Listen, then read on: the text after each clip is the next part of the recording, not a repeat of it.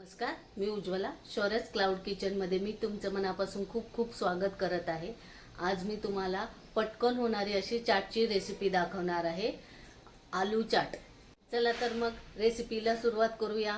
गडबडीत किंवा संध्याकाळी तुम्हाला थोडीशीच भूक असेल तर तुम्ही हा आलू चाट करून खाऊ शकता, म्हणून मी ही तुम्हाला रेसिपी दाखवत आहे। चला तर मग आलू चाटच्या रेसिपीला सुरुवात करूया। हे बघा, आलू चाट बनवण्यासाठी इथं मी 3 बटाटे उकडून घेतलेले आहेत आणि हे बघा असे कापून घेतलेले आहेत। थोडंसं तेल घातलेलं आहे, त्याच्यात हे बटाटे आपण तळून घेऊया। तुम्ही शॅलो फ्राय, डीप फ्राय जे काही तुम्हाला जमेल, आवडत असेल ते तुम्ही करू शकता। असे छान असे क्रिस्पी होऊपर्यंत तळून घ्यायचे आहेत। हे आता झालेले आहेत, आपण काढून ठेवूया। ते मगाशी तळलेले हे बघा बटाटे घेतलेले आहेत, हे बघा असे तळायचे आहेत। त्याच्यात थोडेसे मखाने घालायचे आहेत, हे थोडेसे भाजून घेतलेले आहेत फक्त।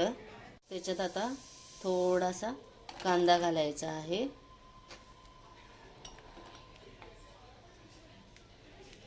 थोडासा टोमॅटो घालायचा आहे, थोडी कोथिंबीर घालायची आहे।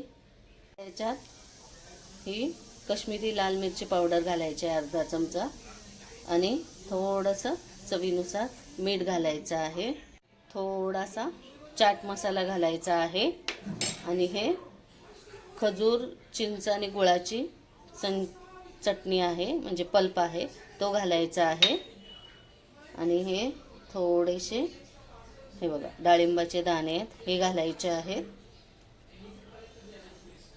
ह्याच्यात ही बारीक पिवळी बुंदी आहे, ही घालत आहे, आणि हे आता चांगलं मिक्स करून घ्यायचं आहे।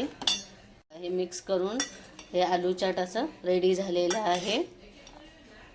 हे बघा असं खूप छान झालेलं आहे। बघा मी प्लेटिंग केलेलं आहे आलू चाटचं, हे बघा किती सुंदर दिसत आहे।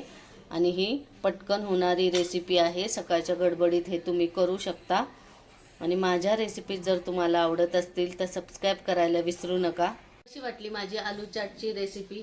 आवडली असेल तर तुम्ही घरी करून बघा। ही लहान मुलांना, मोठ्यांना सगळ्यांना आवडणारी रेसिपी आहे आणि पटकन होणारी आहे, त्यामुळे तुम्ही ही घरी नक्की करून बघा। आवडली तर मला कमेंटमध्ये नक्की कळवा। हा व्हिडिओ शेवटपर्यंत बघितल्याबद्दल मनापासून खूप खूप धन्यवाद। हा व्हिडिओ आवडला असेल तर लाईक, शेअर आणि सबस्क्राईब करायला विसरू नका। ह्या रेसिपीज, माझे व्हिडिओ जर तुम्हाला आवडत असतील तर तुम्ही तुमच्या फ्रेंड सर्कलमध्ये आणि रिलेटिव्हजमध्ये माझे व्हिडिओ शेअर करू शकता। याआधी पण ज्यांनी माझ्या शौर्यस क्लाउड किचनला लाईक, शेअर आणि सबस्क्राईब केलेले आहे त्यांचे मनापासून खूप खूप धन्यवाद। मी अशाच नवनवीन रेसिपीज घेऊन येत जाईन, तर शौर्यस क्लाउड किचनला नेहमी व्हिजिट द्या। रेसिपीज आवडत असतील तर सबस्क्राईब करायला विसरू नका। धन्यवाद।